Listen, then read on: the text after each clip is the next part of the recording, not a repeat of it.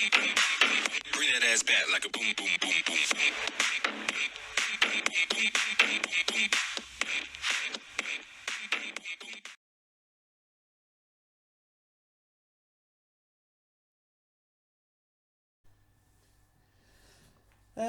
Now, good evening, ladies and gentlemen, and you're very welcome to the first edition of a new, I suppose we'll call it, sports show that I'm going to give a rattle to. And I'm calling it DriveThru Sports Weekly, and it is what it says on the tin. Basically, it'll be just a review show of what has gone on in the sporting world for the previous week. The hope would be that it will, as the name says, become a weekly show, and to that end, at least, to some extent, it would appear that the sporting world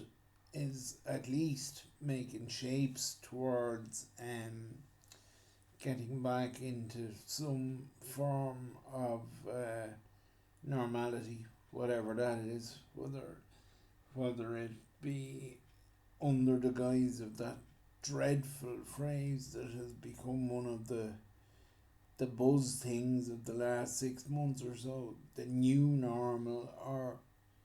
whatever it may be. But at least with the newer announcements today that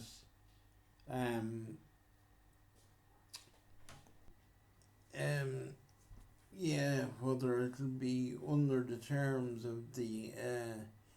that dreaded buzz phrase, the new normal, or whether life will ever go back to the way it used to be. I certainly, and I bet on a lot of things, but that's one thing I wouldn't bet on, is things will probably never be the same as what they were before all this corona chaos kicked off at the end of February. Now, at least I suppose what brought around the idea to me to at least give doing a show like this a bit of a try was that at least there were signs of the sporting world at least starting to I won't say open up again, because I still think it's ridiculous that spectators aren't being allowed into most sports. Now, I see it was announced this morning that there were restrictions lifted in some areas, but sure, if you're to go, if I'm reading the announcements from this morning the way I think I am, they may as well not have opened at all, because I was talking to a friend of mine up the town there about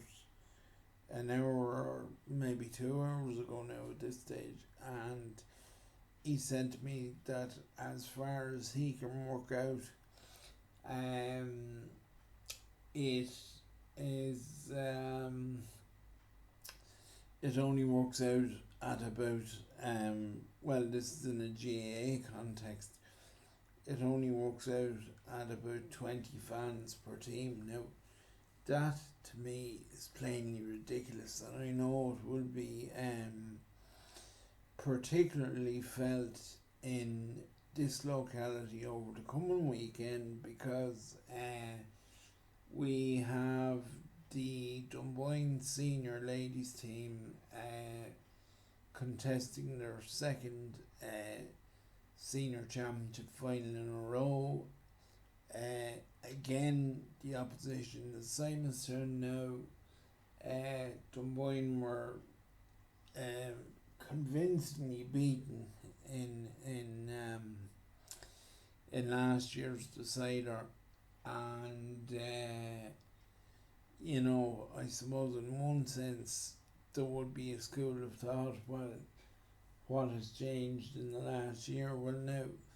obviously, due to the current debacle, and it is a debacle, I don't care what anyone says, which sees at the very most paltry numbers of spectators being allowed to attend sporting events. I wouldn't have actually seen any of the action, any of the girls' matches or indeed lads' matches either this year, but from those that have been involved with the team and indeed on the team and in and around it, the general vibe seems to be that they absolutely have improved in the last 12 months. So the hope and expectation would be that, please God, the girls will bring a county title back to the parish at the weekend, and it would most certainly give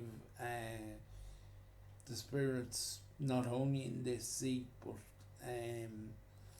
around the locality and much further afield with former players who are overseas and the like. It would certainly give the whole thing a much needed lift, even though, and this is only from my own personal point of view, that it would be slightly bittersweet that there would be nobody actually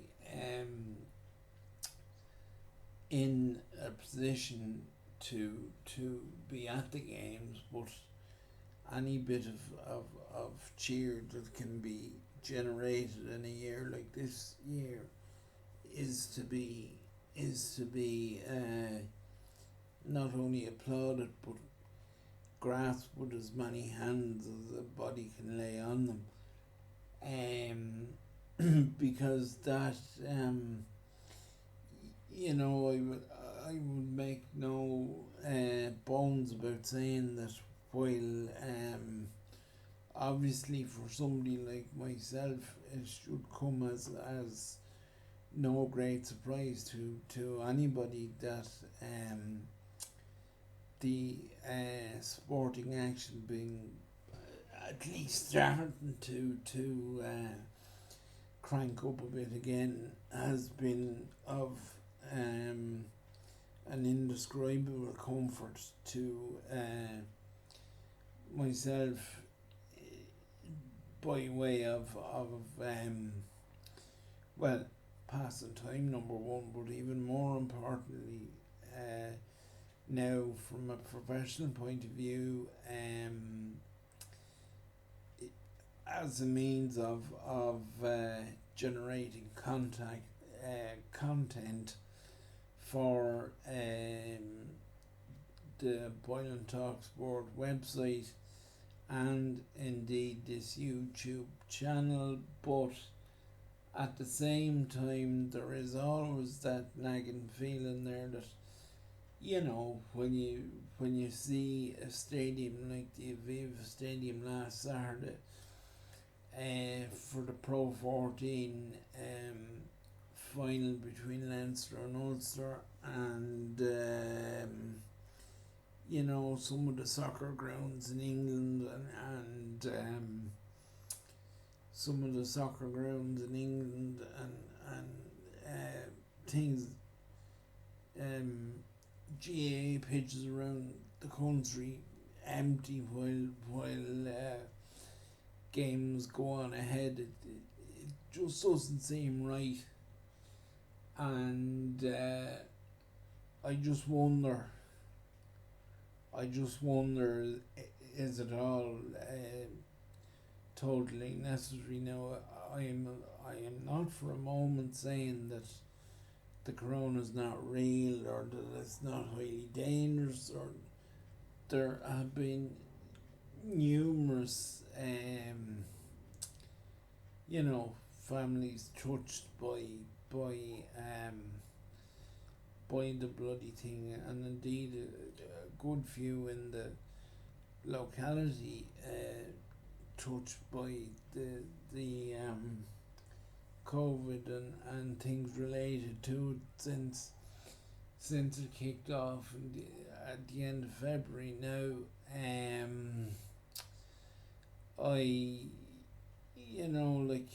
and it was only, twice over the course of last weekend that it really made me stop and think, well, here there's something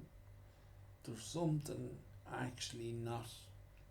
sitting right here about this at all. Now, don't get me wrong, I love me few pints as much as any man, and indeed having been, I won't say deprived of them, but I certainly they weren't as attainable with as much ease or regularity as would have been the case up to about 3 or 4 years ago, until most recently. So having been able to reclaim some of my old routine, I suppose you could say, it would be highly hypocritical of me to start giving out about pubs being open and the like, and I have absolutely no intention of doing that, but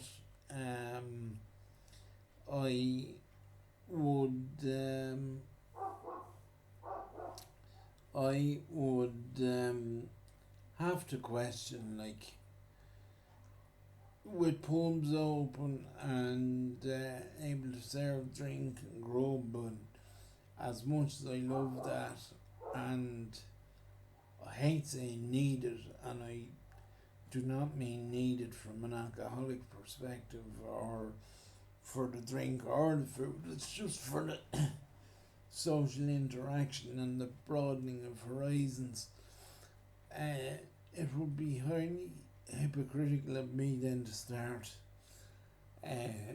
talking about them in open and giving out about them more or less. But what doesn't sit right is that pubs are open, you can go in and have your pints, have your grub, do whatever, watch the matches on the television or whatever you want to do, and yet we come along to Leopardstown Leopardstown on Saturday and the Curragh on Sunday, and you basically had no spectators allowed in at all for one of the biggest sporting weekends that take place in this country every year, with the Champions weekend in the horse racing. And then I made brief mention of it a little while ago, the Pro 14 final in the rugby between Leinster and Ulster, and in all three cases, if you count the action at Leopardstown and the Curragh as two separate things, even though they encompass the same event more or less, there was three separate instances where no spectators were allowed, and still pubs and restaurants and whatnot were most likely full, and of course we had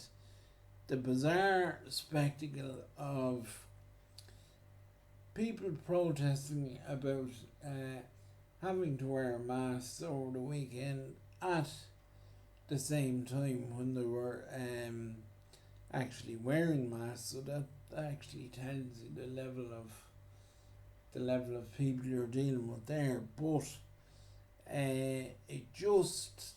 as much as I really enjoyed the racing over the 2 days, and I did, as I always do, but it just made the whole thing bittersweet. Now at this point in time, I should state that I most certainly wouldn't have been in the Curragh anyway, but there is a possibility that I may have head for Leopardstown on the Saturday, and I can absolutely tell you that I would most definitely have been on for going to the ladies' final on Sunday coming, but as we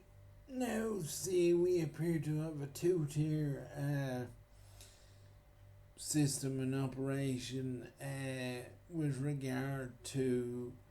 restrictions, as well as a lot of other things in life at the moment. Now, before I drive my blood pressure absolutely baloobas and bore all you lovely people to death, I'm going to actually talk about a bit of sport, because if I don't, my head will absolutely blow. So the only place one could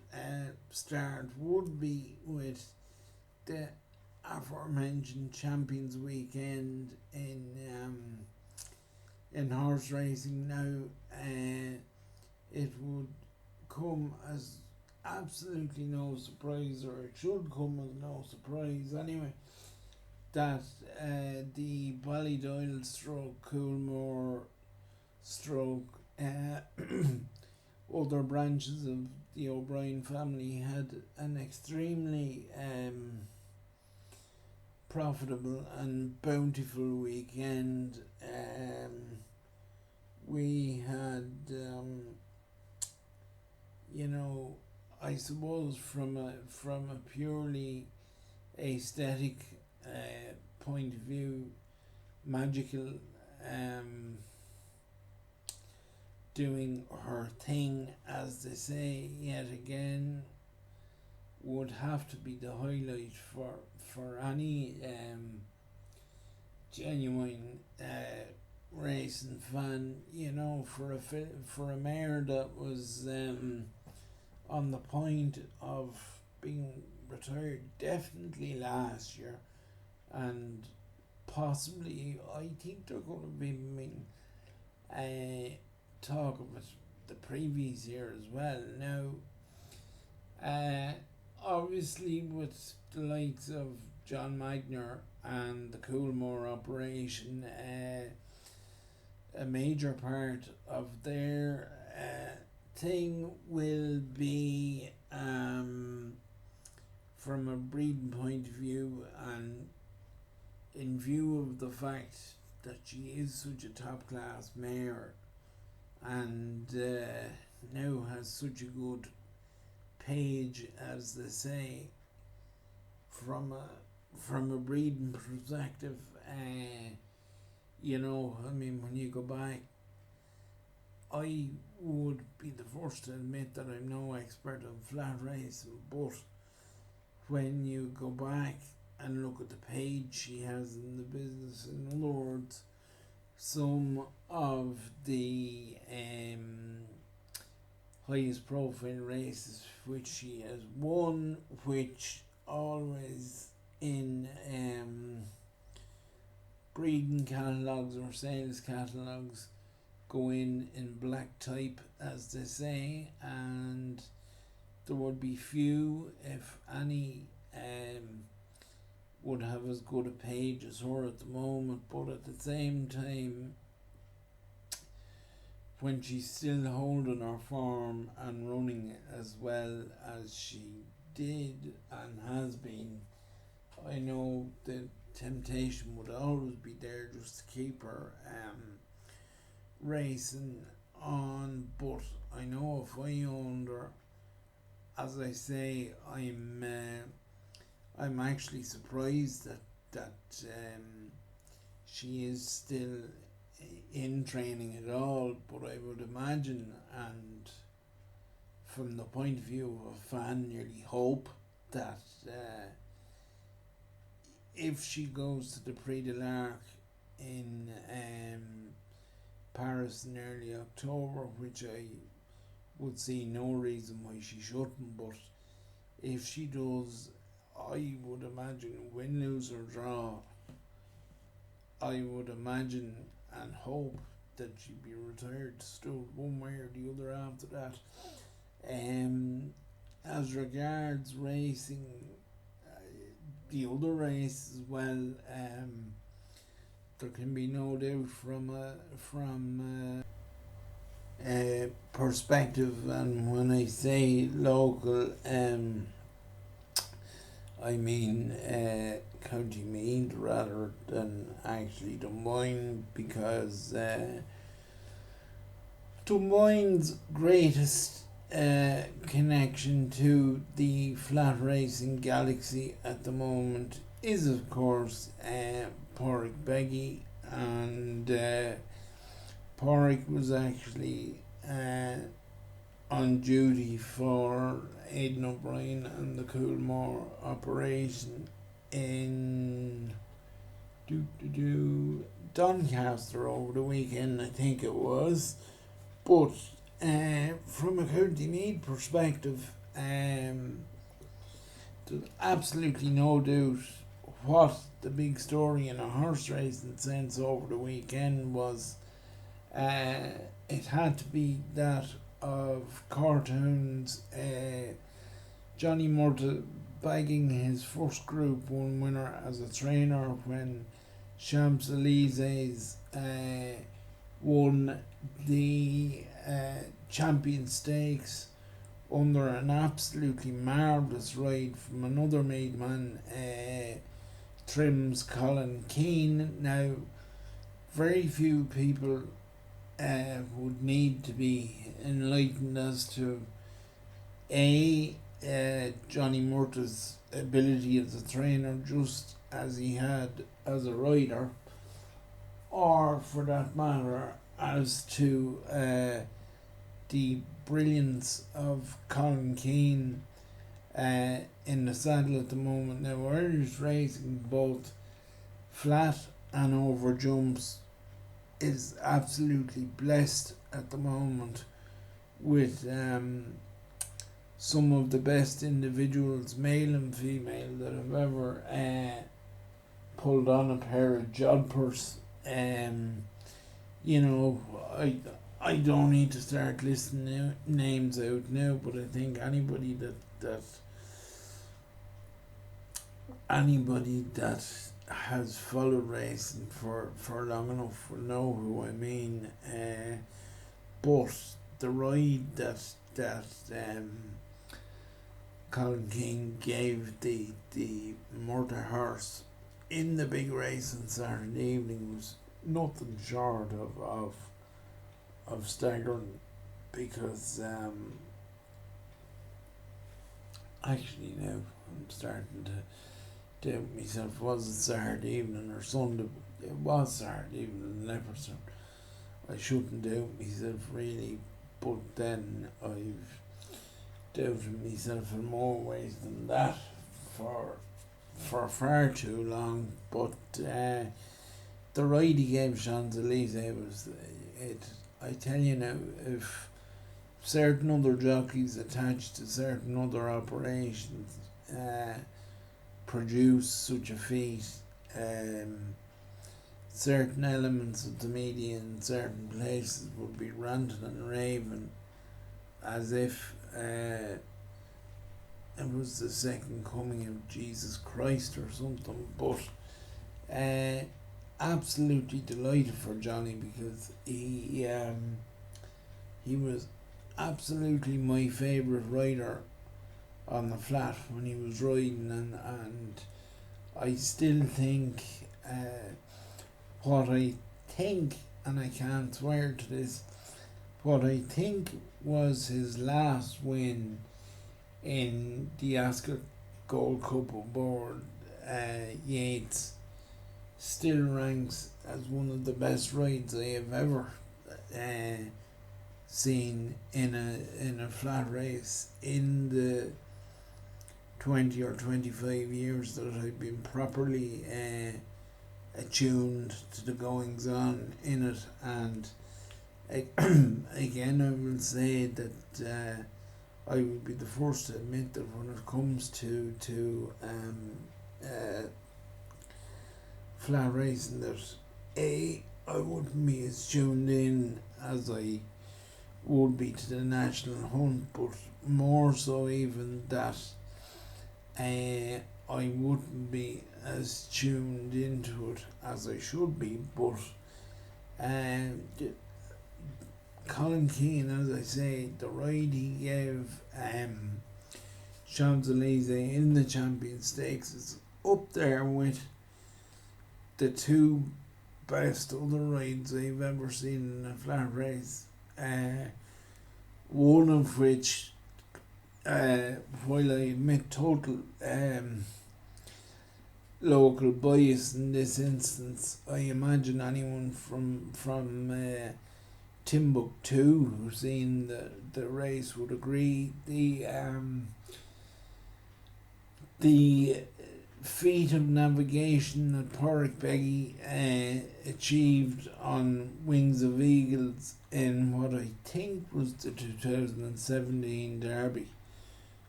was absolutely astounding, and I would imagine that a lot more senior and attuned observers than I would have to go a long way to see as good of a steering job. But as I say, what I think was Johnny Murtagh's last win aboard Yates in the Ascot Gold Cup deserves similar commendation, as does in this instance Colin's ride aboard Champs-Élysées and Saturday. Now, as I was saying, and it has been fairly well covered in other places since, I'm sure, it was Johnny's first Group 1 winner. Absolutely will not be his last by any stretch. And, you know,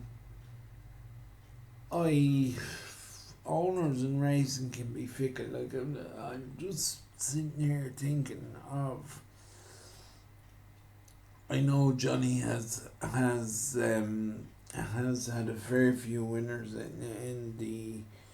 increasingly familiar silks of Qatar racing. Now I know God never closes one door but he opens another, because I know that Sheikh Fahed's operation ceased their dealings with Gerlines a couple of years back in a decision which I didn't understand then, and I still don't understand now. And I would say there are plenty of people of similar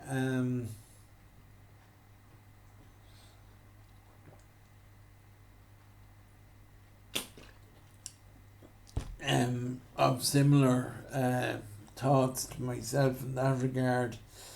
And indeed, you would often wonder, has the Sheikh himself ever considered reconsidering, when you take into account how Ger's operation and indeed his jockey have burgeoned in the meantime.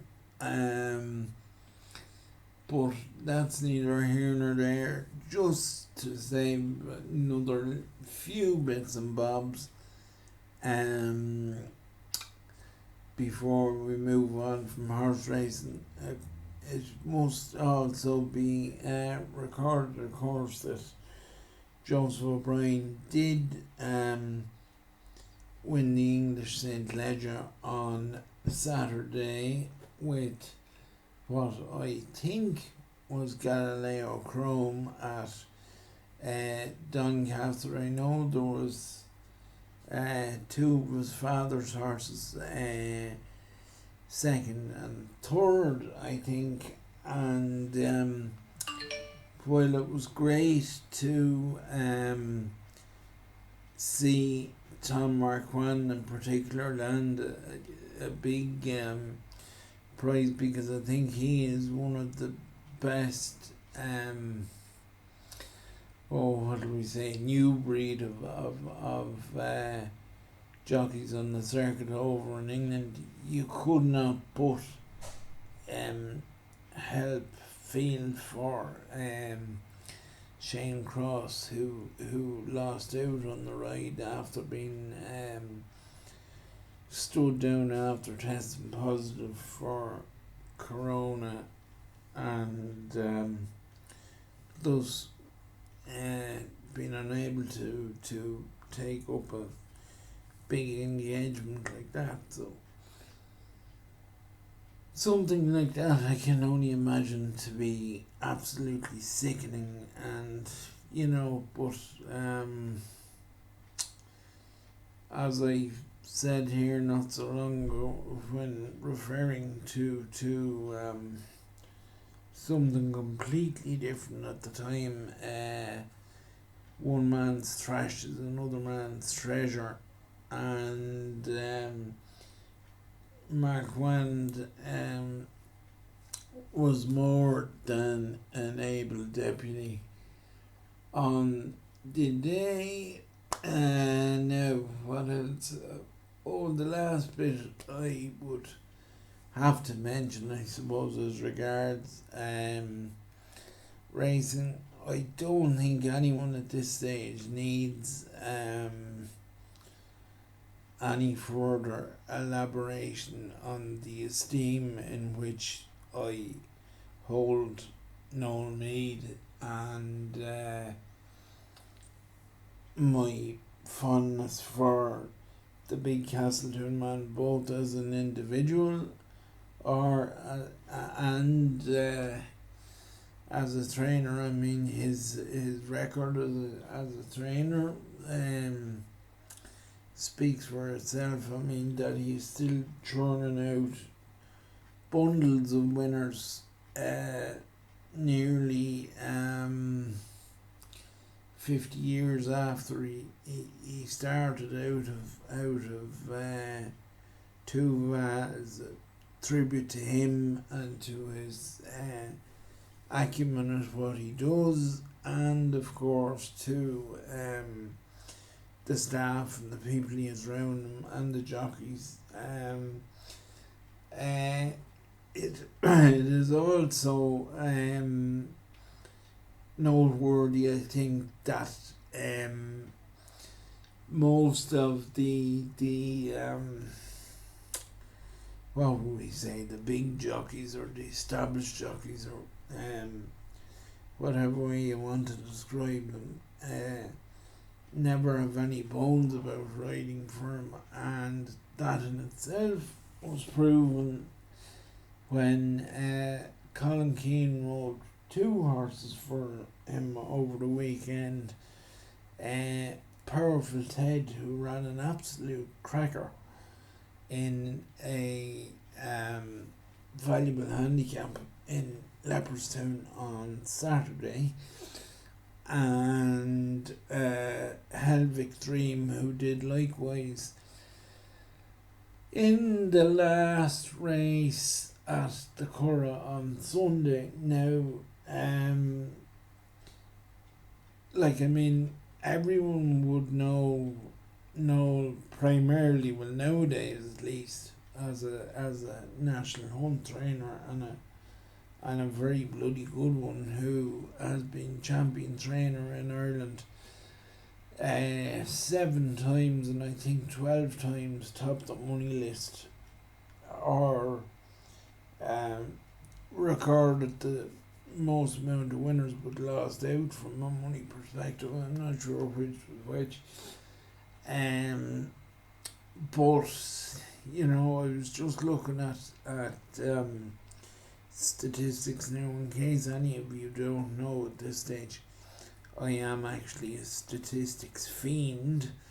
so I was just looking up a few little bits before beginning to record this piece, and the amount of success in terms of prize money that he has generated this year alone on the flat is absolutely staggering, and it proves that he is every bit as efficient on the level as he is with the horses over timber. So it was great to see them two horses running so powerfully for him over the weekend, and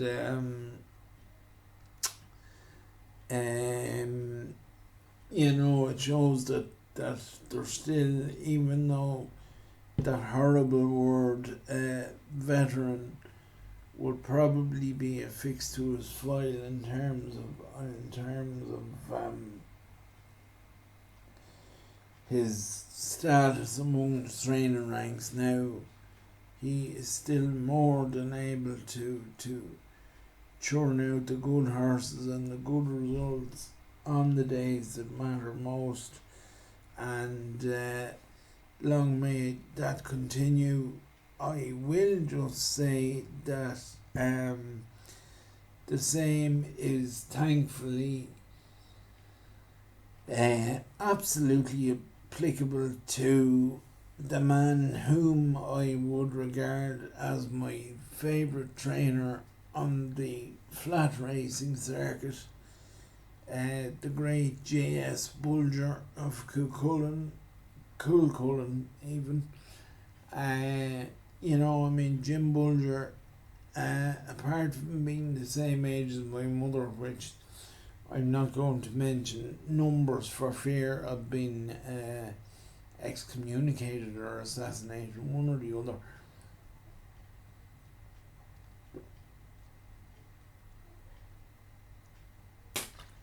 But for a man of his years, and people who also fit into this bracket are Dermot Weld and John Ox, and indeed the daddy of them all, Kevin Prendergast, to see those people still churning out winners and good horses, considering how many laps of the track they've already put horses through, it's absolutely astounding, and they really are pillars of the sport, and people like them are the reason why the sport, why it can reach out to such a vast and varied audience, because the stories of these people transcend the normal demographic, if you like, of the racing scene, and so even though it was absolutely devastating, well, devastating is probably a bit of a dramatic word given some of what's going on in the non-sporting world at the moment, but it was certainly a gutting thing, like, to see Noel's horse, Powerful Ted on Saturday, drop a little bit short in that valuable handicap. But if there was consolation in it, it was that. I suppose the um, best consolation in it was that while it was obviously disappointing that Noel's horse didn't win the race. On a personal level, firstly, I was alright because I had a few bob each way in it, but uh, even more so, the we say the well, I won't say bitterness, but the acuteness of the blow of the reality that Noel's horse didn't win it was reduced somewhat by the fact that it was, in fact, one of Jim Bulger's inmates, the consistently talented but often luckless Halimi that captured the spoils, softened the blow a little bit, but it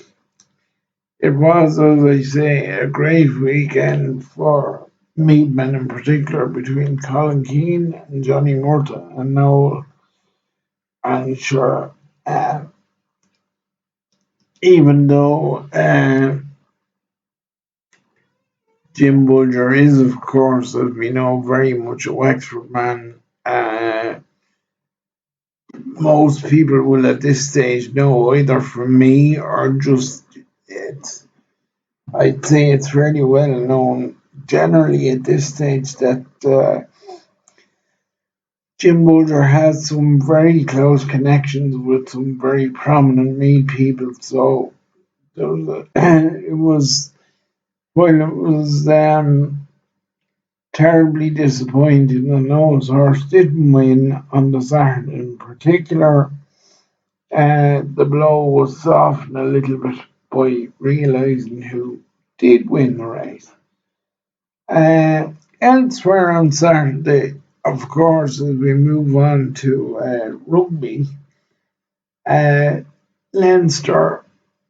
captured the Pro 14 yet again. Now, when I say yet again, it's currently called the Pro 14. The competition has had more names and more facelifts than the National League and the GAA, but Leinster won it again. To be fair, Ulster played some pretty good rugby during what was a lively contest. It was a damn sight better than the drivel Munster came up with the previous week against Leo Cullen's team, in that at least Ulster, Dan McFarlane had them coached to at least even try to play a bit of rugby with ball in hand and go through the phases, whereas Munster's repeated feeble attempts the previous week revolved around nothing more than a futile kick chase game, which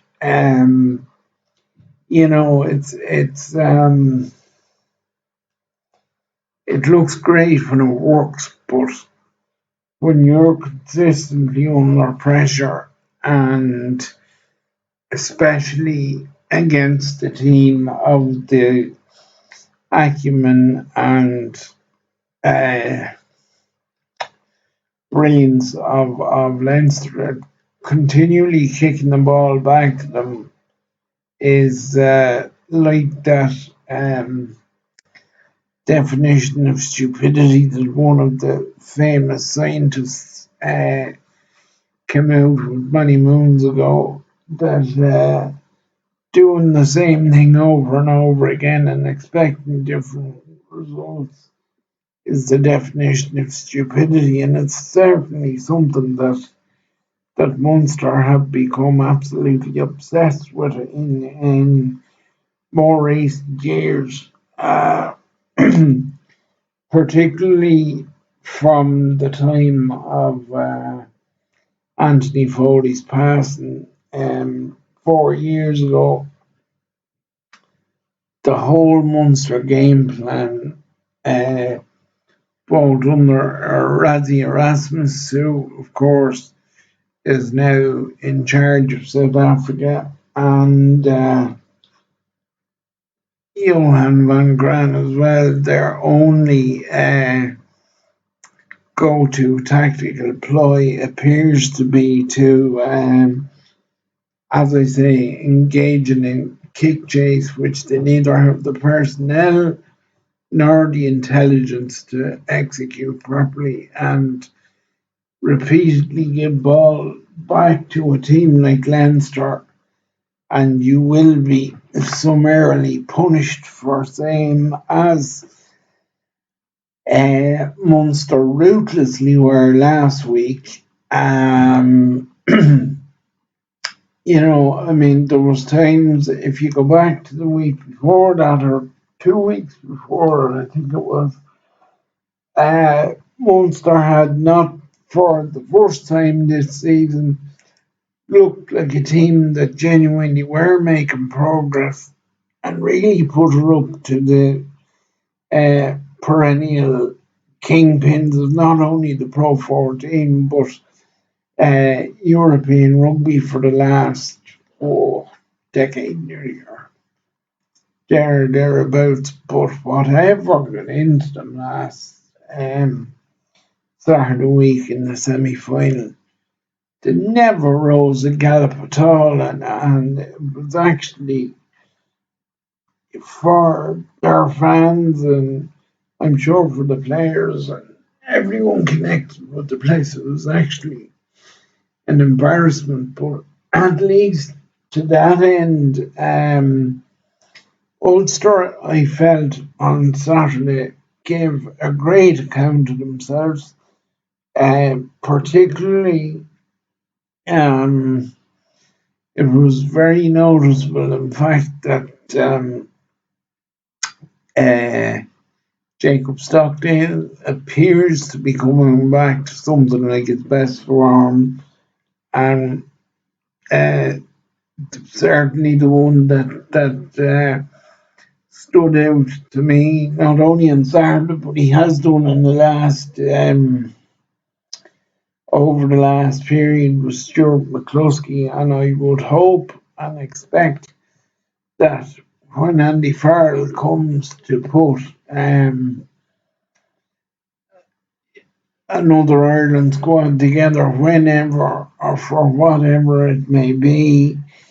that the big Ulster centre will get another go. He's a lad, I think, that was shortchanged by the international management setups on a couple of occasions, but certainly on his current form and on the form he had showed while Ulster were making their way to the Pro 14 final, he definitely deserves another rattle with the national team. As for Leinster, well, what can you say? Like the strength and depth that the province have at the moment. It's actually nearly scary when you think about it, because you have,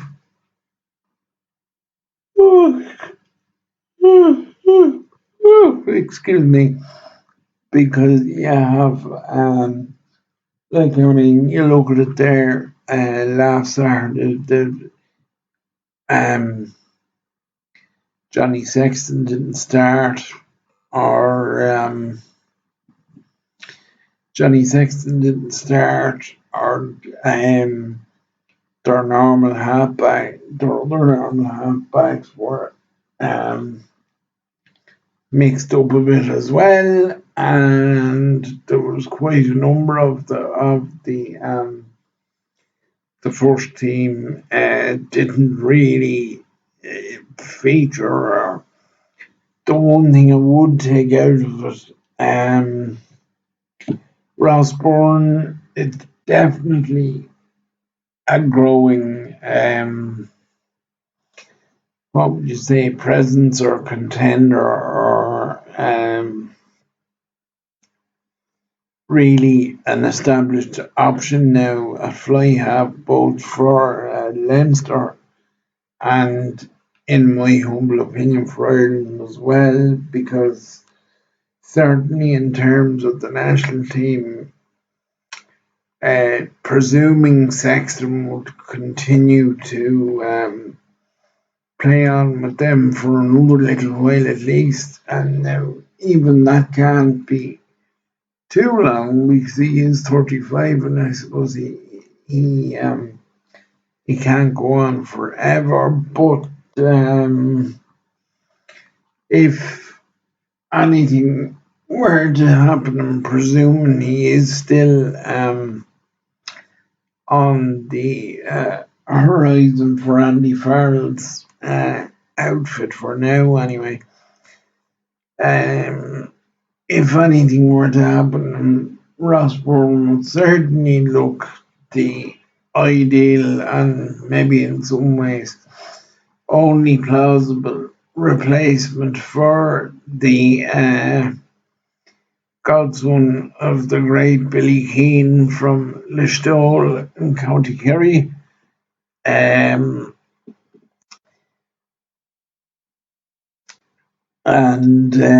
elsewhere on the Leinster team, now look, if one wanted to be partisan enough about it, it could very easily be said that the entire Leinster team could be near enough meritorious of inclusion in an Ireland squad. And I'm sure whenever Andy Farrell does come round to announce his grouping for the next gathering of Ireland players, that there will be plenty of the Blue Army in it. But certainly one who should definitely, at this point in time, I think, merit close examination is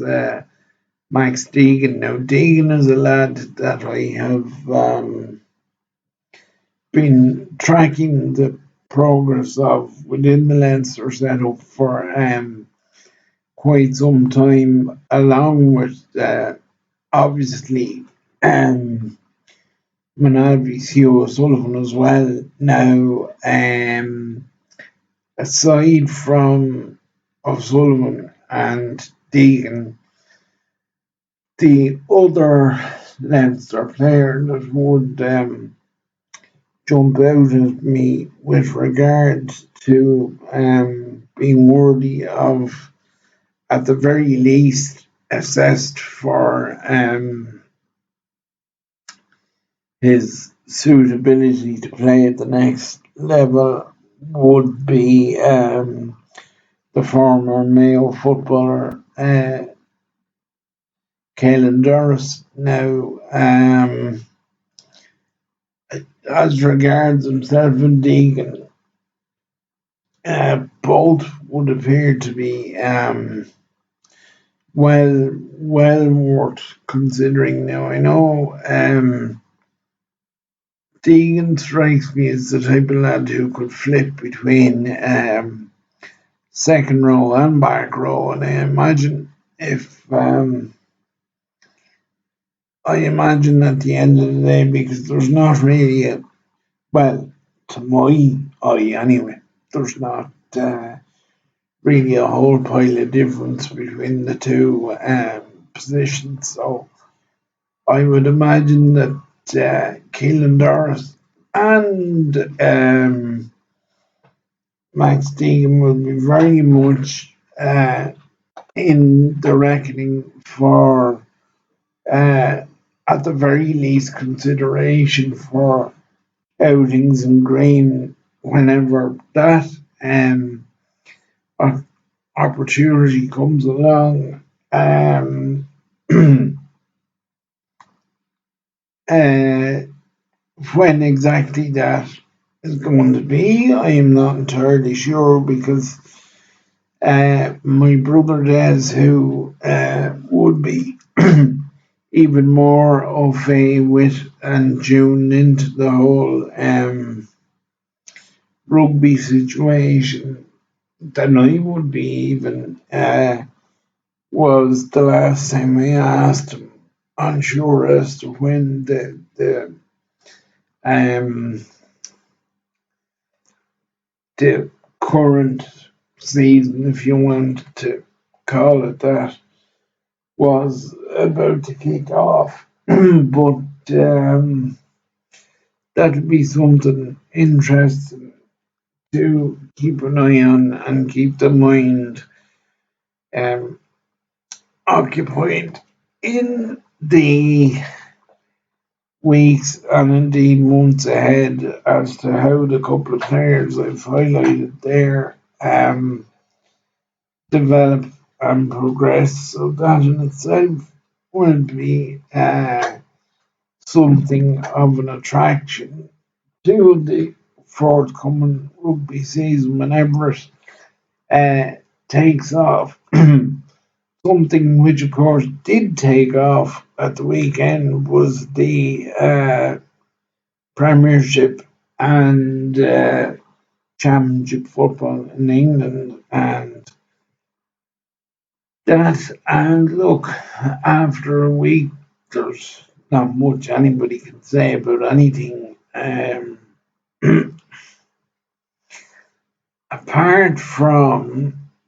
now, I will qualify the statement I'm about to make by uh, pointing out, obviously, that it was Fulham they were up against, but even after the first game and having won the Community Shield a week previous, Arsenal appear to not only have continued their good form, but possibly improved again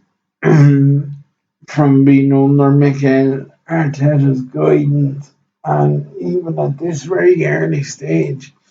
it wouldn't surprise me in the slightest if they were the ones to be the surprise or breakthrough outfit for the coming season. Now I know that that I'm sure seems rather strange, nearly when one considers Arsenal's history and the amount of things they would have won and great players they would have had over the years. But I think while they have been very productive in the FA Cup in recent years, most people who support the club, and I'm sure those who are currently employed by the said people as well, know themselves that in the case of the Premiership at least, they have grossly underperformed for a time that would be considered far too long at any other club. Now, I've always thought that it was a fairly good indicator as to the esteem in which Arsene Wenger was held at the club, no matter how many barren years or there were, or how their prospects seem to have dipped from, say, the time he took over the club first in what I think was 1990. I think it was 1998. I'm not sure now. But that Wenger was left there for as long as he was, even though that they had sort of fallen off the precipice. Um, as regards challenging certainly for the league title and whatever, but the fact that they had, of course, won quite an amount of um, FA Cups in the interim, but this season would look to be the first time in which they could actually be be genuine contenders for a league title in a long time.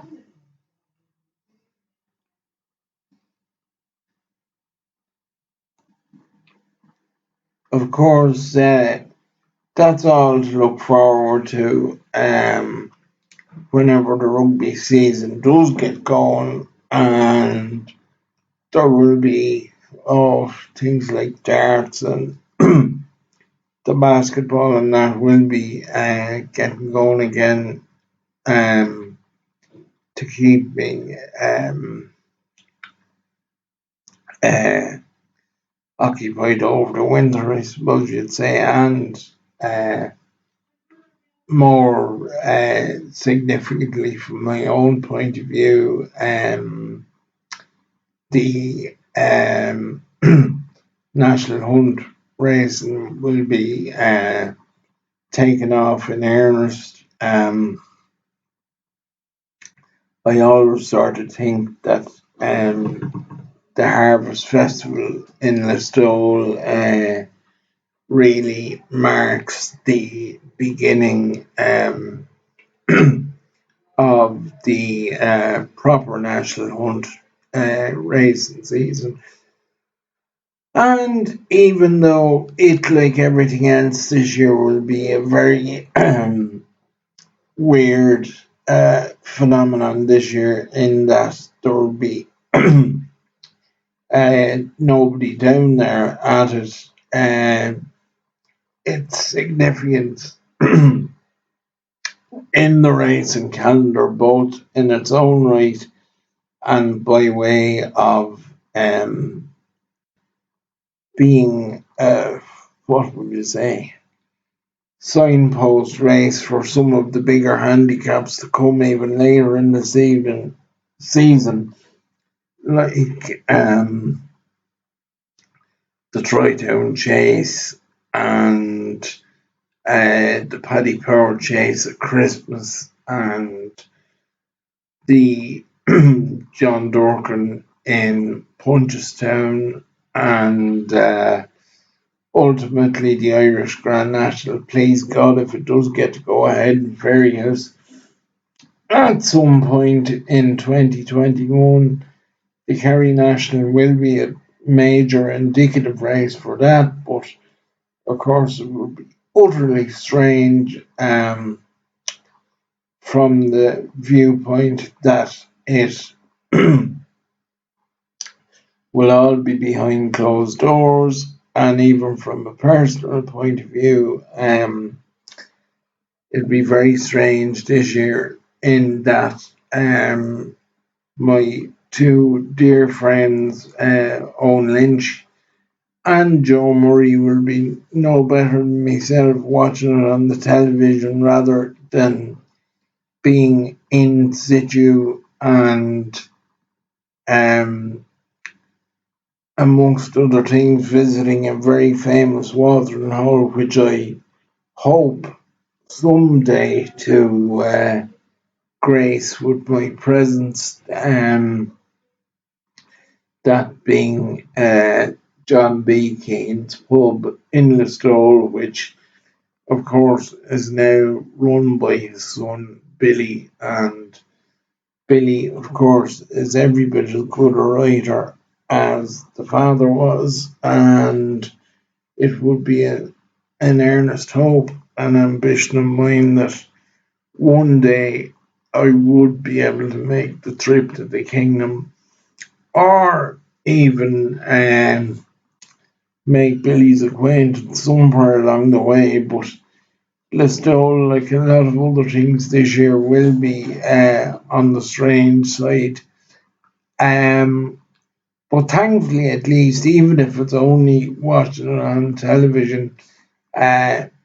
that's all ahead of us to look forward to, which will not only provide enjoyment from a viewing perspective, but will also hopefully provide the likes of myself with plenty of material with which to work to fill spaces such as this and the Boyle Talk Sport website. But for now, I think I've filled more than enough space. If you've stayed with us all the way through the trip, I thank you very much. I know it has run on longer than I even expected. The more use I get to doing them, the better I will hopefully be able to tailor the time and the quality, etc. But I hope you've enjoyed watching as much as I've enjoyed doing it, and I will see you for episode 2 of the weekly sports drive through at some stage next week, but both on www.boylantalksport.com and on this YouTube channel. There will be much more content to come even before that. So thanks once again for looking in, and